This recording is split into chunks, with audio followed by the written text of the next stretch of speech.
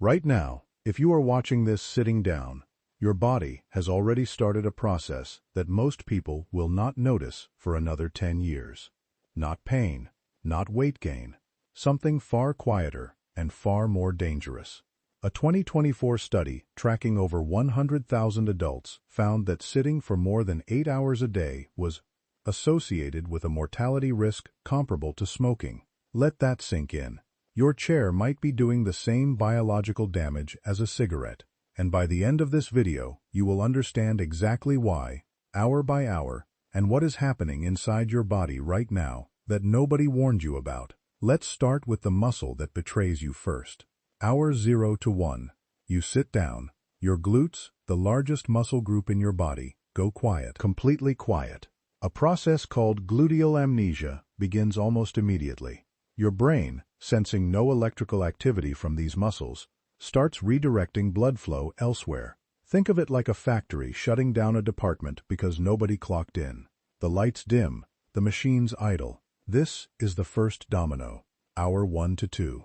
Here is what almost nobody knows. The moment you sit, an enzyme called lipoprotein lipase drops by up to 90%.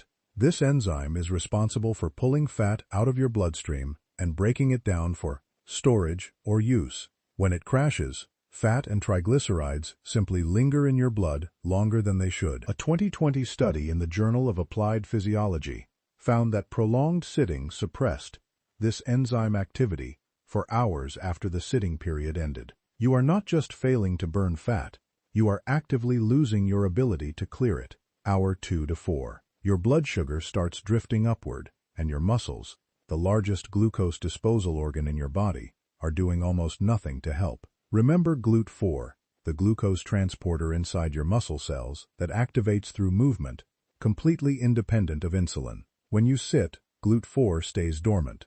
Your pancreas has to work harder, pumping out more insulin to manage glucose that your muscles would normally absorb for free. A 2021 study in Diabetologia found that just 4 hours of uninterrupted sitting increased post-meal blood sugar spikes by 26% compared to the same meal followed by short walking breaks. But here is where it gets genuinely alarming. Hour 4 to 6. Your spine is now under sustained compressive load. The discs between your vertebrae, which rely on movement to pump in nutrients and pump out waste through a process called imbibition, are being starved. Think of spinal discs like sponges that need to be squeezed and released to stay hydrated.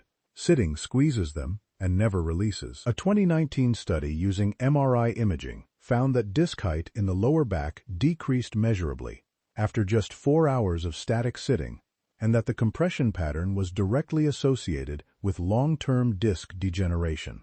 You are not just feeling stiff, you are compressing the architecture of your spine. Hour 6 to 8. This is the danger zone where vascular damage becomes measurable. Sitting causes blood to pool in your legs. Circulation slows.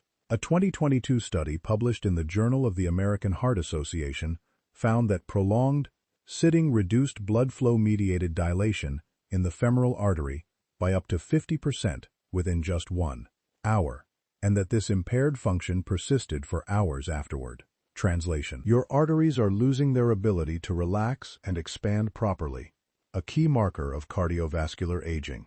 This is the same mechanism implicated in the formation of blood clots during long flights, except you are doing it every single day at your desk. But here is the part that blew researchers away. A 2018 study in diabetes care found something almost nobody expected.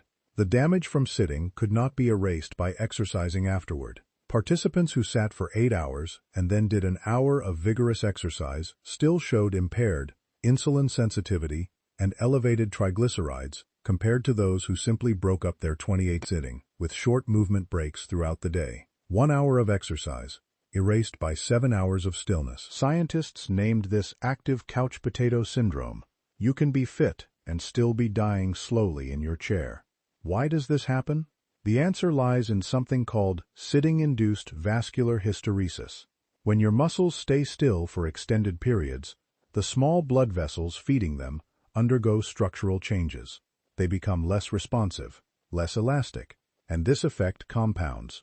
Each hour of additional sitting does not add damage in a straight line. it accelerates. A 2023 meta-analysis in the British Journal of Sports Medicine found that risk increased sharply after the 8-hour mark. Almost like crossing a biological threshold, your body was never designed to tolerate. Now here is where this connects to something even bigger than your heart and your spine, your brain.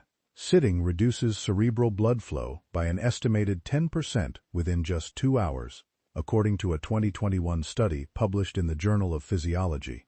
Less blood flow means less oxygen and glucose delivery to neurons, and less clearance of metabolic waste from brain tissue.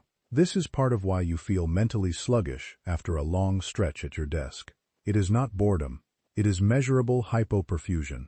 Your brain is quietly running on less fuel and clearing less waste, hour after hour. But here is the twist that should give you hope instead of dread. A landmark 2022 study published in Nature found that the damage from sitting is almost entirely reversible, and the threshold required is shockingly small. Just 5 minutes of light walking every 30 minutes was enough to blunt the blood sugar spike, restore some vascular function, and reactivate GLUT4 transporters in working muscle. Not an hour at the gym, 5 minutes, every half hour. This is what researchers now call exercise snacking. Small, frequent bursts of movement that interrupt the biological stillness your body interprets as danger. Your ancestors never sat for 8 consecutive hours. They walked to find food. They squatted. They stood while working. Stillness for hours at a time is one of the most unnatural things you can ask your body to endure, and your physiology has no evolved mechanism to handle it gracefully. Here is your protocol. Set a timer for every 30 minutes. When it goes off, stand up. Walk for 2 to 5 minutes, even just around your room. If you cannot walk, simply stand and shift your weight, march in place, or do a few calf raises. At minimum, stand for 2 minutes every hour to reactivate your glutes and restore circulation in your legs. If your job requires long sitting blocks, consider a standing desk for even 20 minutes of every hour. The goal is not to eliminate sitting, it is to eliminate prolonged, uninterrupted sitting.